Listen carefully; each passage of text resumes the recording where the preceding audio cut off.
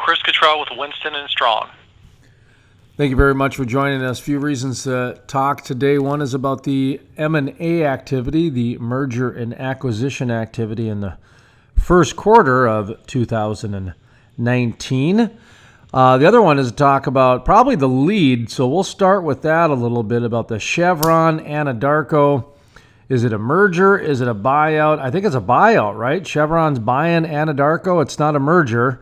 Maybe I'll tell you what, that's why we are bringing in Chris Cottrell. He's the expert in this. I'm just the guy that knows about 5%, so I need to know a little bit more. So how you doing today? Doing great. Excited to be on the show, and I appreciate you having me on. Yeah, talk to me about Chevron Anadarko. That's a buyout, right? Yeah, they're actually merging together. So at the end of all this, Anadarko will be effectively merged into Chevron. Okay, all right. So then they're going to just be one big company. I mean, I just talked to a gentleman down in the Permian, and we talked about this very, very briefly. Jim Beck, he's the chairman of the Texas Energy Star Alliance, and one of the things he mentioned that he heard was a big reason for this merger of Chevron Anadarko is the Permian assets. Are you hearing anything along those lines, that those Permian assets were a big part of this? I did hear the exact same thing. My response to that would be that at the end of December, we had the big players had an opportunity to buy out another huge player in the region, and they go by the name of Endeavor Resources. So, they had an opportunity to buy Endeavor, had a huge core position, and that did not come to fruition. So I think that may have played a small part of the deal, but it's not the sole reason why the deal is going to happen. So this is going to probably impact the industry a little bit, I'd imagine. Is there any thoughts on speculation, or I guess just based on history, some things that are going to impact the industry in any way? Any companies, that are subsidiary companies or anything like that, or midstream companies that, now do we got to go through and redo all of our pitches and meetings? You know what I mean? Just what kind of ripple is this going to have? Well, it's certainly going to create a lot of opportunity for folks that had midstream gathering agreements with Chevron, and to the extent that there's acreage that Anadarko owns or has that has not been committed to midstream, I anticipate that those companies will have an opportunity to bid on that commodity and try to get into their midstream assets. You hear a lot of talk about Anadarko being a very innovative company.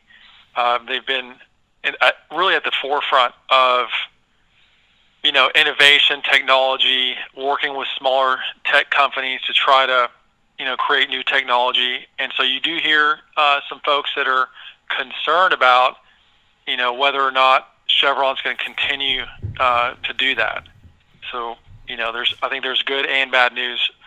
Hopefully more good than bad, and hopefully Chevron can learn a few things from Anadarko. I'm reminded of the, what was it, Shell and BG, I think was the company, that big $82 billion buyout 4 or 5 years ago. And that doesn't seem to be the case in this thing, in terms of, I think that BG company was an LNG company, and Shell was looking more to get into that industry. It seemed like back then, to become the big global LNG powerhouse that they are now. Is there any indication that this was a big strategic buy in terms of, I don't know, is there a renewable? Is there a LNG? Do you know what I mean? Is there something more to the story that we might see in a year that is some secret sauce that we don't know about, type of a thing? Because this is a big deal, and it just seems like there's more to it than just a couple big companies coming together. Yeah, I think that's a good point. So there's some things that people may not be talking about. So there's some assets that Anadarko has kind of overseas in the Deepwater Gulf that I think,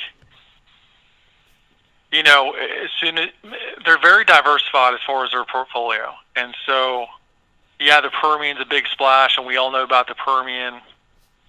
But these other assets are sitting out there, and I think, Chevron's well positioned to capitalize on the location of those assets, deploy their knowledge, their know-how to get out there and produce these assets. So I anticipate that, Chevron has the capital to develop these assets, and in the near term, we'll hopefully see a lot more development on those assets than maybe Anadarko did. And some of this could be, too, that Chevron's just trying to keep up with the Joneses and become a super major again. Yeah, and now what are they? They went from like fourth to second, right? And so that's, sometimes that's what companies do, too. They just spend because they got to spend. I don't think that's the case, but, I suppose they might get a little criticism for that they're just, trying to be a big dog to be a big dog. I think there's more to it, but it's definitely going to impact the industry. Outside of this merger, or outside of this activity, how's the first quarter looked? You mentioned that it's probably not as active as some might think, huh? Yeah, so surprisingly enough, the first quarter of 2019, got hit by the low pricing at the end of 2018. So basically, the overall energy sector saw a drop in M&A activity to around the 50% range. And shockingly, the upstream energy sector, so all the companies that drill and develop wells, their deal flow is down in the lower 90% range, and it's the lowest activity level in about 10 years. So we're hoping that that this announcement and the fact that the stock of Chevron has reacted somewhat well to the news. They are down about 5%, but at the end of the day, it's not anywhere, it's not catastrophic like we've seen with the other attempted mergers. So I think it's a good sign for the overall industry. I think the market's looking at this as a positive thing, as they should. And I hope that it's a kind of the steroid shot that the industry needs to pick things up in 2019. Well, I know this was kind of predicted that the first quarter would not be very active, and then as the quarters progressed, you'd see more activity. And of course, Donald Trump was recently in Texas, down in Crosby, Texas, signed some executive orders to expedite and streamline some pipelines, which is going to only increase a lot of the energy supply down there, because the Permian is both a hub and a bottleneck. It's in a real unique position, because you still have pipelines from the north flowing down to the south to either get to Corpus Christi or Lake Charles or some other areas, some other refineries down in the Houston Corpus Christi area, but you have to get it down to the Gulf, is what I'm getting at. And so the Permian, because they have so much already going on, they not only are a hub but are a bottleneck. So I think as we see some of these pipelines come on and just some of the activity going, I would think that the second, third, and fourth quarter are just going to pick up from that momentum as well. And you mentioned the first quarter activity was down a little bit because of pricing. Am I reading the tea leaves right on this? Yeah, I think you're exactly right. I think the midstream, assets that are coming online as the bottleneck relieves. I think people will jump right back in, and hopefully we see some more consolidation in the Midland, Delaware basins. The other thing, I think the industry is finally coming around to the understanding that they need to get the oil supply balanced. And so we're seeing, additional capital investments in the downstream sector, in the refining sector, and I think that we're getting better at exporting. So I know Enterprise is a big part of the export story down in the Gulf, in the Houston Ship Channel for us. And And so, I anticipate other players coming in and kind of trying to get that supply to the right markets, and hopefully that us getting better at getting, the oil and gas to the right markets helps level off, the price swings that we've seen recently. Now, I know you're getting a little bit more involved with the oil and gas in your day-to-day as well. Professionally, talk to me about what you're up to in terms of, go ahead, give your business a plug, and talk to me about how the oil and gas world seems to be consuming you these days. Yeah, so we're really excited to announce that the Jimmy Vallee, who's the head of our energy M&A team, left Paul Hastings, and we all went with him, and we joined the firm called Winston Strawn. They've been around the Houston market for a long time. They are, have historically been known for their IP and litigation, and have recently started to invest more on the transactional energy side. And so our team has arrived here. I got here on Wednesday of last week, and I think that our last team member got here on Thursday. So here we are on Monday from a brand new office. Really excited about this firm's commitment to the energy sector, and I think the future is incredibly bright. Not only for our firm, but the other firms here in town. Well, talk to me about who's your customer, who you're looking for. I mean, we just talked a little M&A activity, merger and acquisition, that sort of thing. So we don't want to confuse anybody. Just talk, because you do know about quite a few different things. But talk to me about who your customer is and who you're looking to pick up now with your company there. So we're really focused on two different aspects of the business. Really, the private equity-backed teams, the private equity-backed management teams that are being funded and buying and selling assets. So that some people call that the A&D side of the business, but it's really buying and selling assets, not really merging companies together. So that's one aspect that we're really focused on, and we're focused on the upstream and midstream piece on that. That's been incredibly active throughout the last few years, and so I anticipate we'll continue to service that side of the business and hopefully grow it. And obviously, the more traditional, M&A, what you think of when you read about Anadarko and Chevron. These bigger publicly traded companies buying and selling each other, or the M&A in that term. We'll continue to grow with that. So this group, we came in, they're very active. They have a strong oil field services group, and so we hope to add on and get to know their clients better and see kind of where we can add value to their, Winston Strawn's existing clients. What do you see for next quarter? Obviously, it's going to increase a little bit, but is there anything on the books that people should keep an eye on in terms of just, I don't know, different investments, that sort of thing? I was just kind of, that Permian has really got me wondering. I read something a few years ago that 70% of the shale activity is going to come out of the Permian over the next 70 years or next 30 years.